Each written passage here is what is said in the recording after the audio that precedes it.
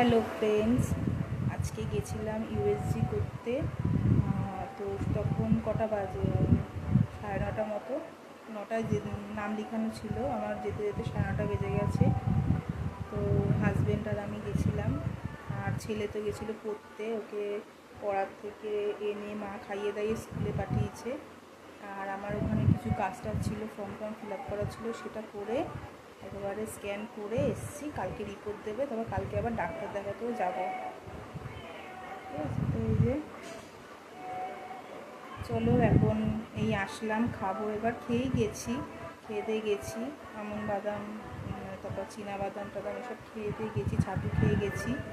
আর জল নিয়ে গেছিলাম, বারবার ওখানে জল খাচ্ছিলাম। তো ওখানে বললো যে এই স্ক্যানটাতে কোনো টয়লেটে বেগ আসবে, তারপরে যে স্ক্যানটা করে সেরকম কোনো কিছু না। এটা তো অনেক মাস হয়ে গেছে, এটা শুধু বেবি কেমন আছে সেটা শুধু দেখবে ওরা।